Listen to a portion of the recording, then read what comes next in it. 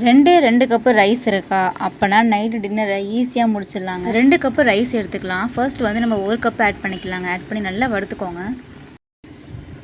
நீங்கள் எண்ணெய் தண்ணி எதுவுமே ஊற்றக்கூடாதுங்க. ட்ரையாக, அதாவது ஒயிட் கலரில் இருக்கிற ரைஸ் வந்து நல்லா இந்த ப்ரௌன் கலரில் வரணுங்க. அந்த அளவுக்கு நீங்கள் நல்லா வறுத்துக்கணும். பார்த்தீங்களா, கலர் வந்து மாறிக்கிட்டே வருது பாருங்கள். இன்னும் ஒரு 10 மினிட்ஸ் கழிச்சு பாருங்கள், ஃபுல்லாக டோட்டலாகவே கலர் வந்து மாறி இருக்கும். பார்த்தீங்களா, இந்த மாதிரி மாறிடுச்சு பார்த்தீங்களா. அதே மாதிரி நம்ம இன்னொரு கப்பும் போட்டுடலாம். ஒவ்வொரு கப்பாக போட்டுக்கோங்க, உங்களுக்கு ஈஸியாக வேலை முடிஞ்சிடுங்க. எல்லா ரைஸுமே ஒரே கலரில் வரணுங்க. இப்போ நீங்கள் இந்த மாதிரி கையை எடுக்காமல் வறுத்தீங்கன்னா தான் அது வந்து நல்லா உங்களுக்கு எல்லா அரிசியுமே ஈவனாக ஒரே கலரில் வரும். பார்த்தீங்களா, எல்லாமே ஒரே மாதிரி இருக்கும். நெக்ஸ்ட்டு வந்து ஒரு 1/2 கப் எடுத்துக்கோங்க. சிறுபருப்பு இருக்குல்ல, பாசிப்பருப்பு, அதுவும் இதே மாதிரி ட்ரையாக நல்லா வறுத்துருங்க. பாருங்கள், ஒரு 8 மினிட்ஸ் ஆகிடுச்சு. இதுவும் நல்லா வந்து ரோஸ்ட் ஆகிடுச்சு பாருங்கள். இந்த கலர் வந்துடுச்சு பாருங்கள். இப்போ எல்லாத்தையுமே நம்ம ஒரு பிளேட்டில் ஆட் பண்ணிக்கலாம். இப்போ ஒரு குக்கர் எடுத்துக்கோங்க. ஒரு 8 to 10 ஸ்பூன் வரைக்கும் ஆயில் ஆட் பண்ணிக்கோங்க. நெக்ஸ்ட்டு வந்து சில்லி, கடுகு, உளுந்தம்பருப்பு எல்லாமே ரெடி பண்ணி வச்சுக்கோங்க.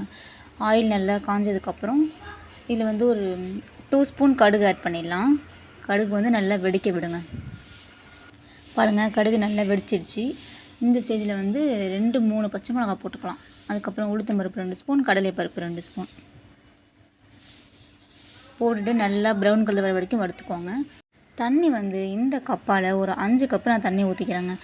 1 கப்பு நீங்கள் ரைஸ் எடுத்திங்கன்னா அதுக்கு 2 கப்பு நீங்கள் தண்ணி ஊற்றணும். நம்ம வந்து 2 கப்பு ரைஸ் எடுத்துருக்கோம், ப்ளஸ் வந்து 1/2 கப்பு பாசிப்பருப்பு எடுத்துருக்கோம். எல்லாத்துக்கும் சேர்த்து நம்ம 5 கப்பு தண்ணி ஊற்றிக்கலாங்க. தேவையான அளவு கருவேப்பிலையை போட்டுடலாம். தண்ணி நல்லா கொதிச்சதுக்கப்புறம் அதை உப்பு போட்டுக்கோங்க. உப்பு போட்டுட்டு நம்ம எடுத்து வச்சுருக்கோம்ல பாசிப்பருப்பும் அரிசியும் வறுத்து, அது எல்லாத்தையுமே அதில் ஆட் பண்ணிடலாங்க. இப்போ நம்ம வெயிட் போட்டு வச்சிடலாம். இது வந்து ஒரு 3 விசில் வரலாங்க. இப்போ ஓப்பன் பண்ணி பார்த்தீங்கன்னா சூப்பரான அரிசி உப்புமா தயாராகிடுச்சு. வெறும் அரிசியை மட்டும் வச்சு நம்ம சூப்பரான ஒரு டிஃபன் நம்ம பண்ணியாச்சுங்க. இதுக்கு வந்து கார சட்னி, சாம்பார் அந்த மாதிரி வச்சு சாப்பிடுங்க. சூப்பராக இருக்கும் டேஸ்ட்டு. அவ்வளோதான் மக்களே, ட்ரை பண்ணி பார்த்துட்டு சேனலை மறக்காமல் சப்ஸ்கிரைப் பண்ணிக்கோங்க. ஈவினிங் வீடியோவில் பார்க்கலாம். லைக் பண்ணுங்கள், ஷேர் பண்ணுங்கள், கமெண்ட் பண்ணுங்கள்.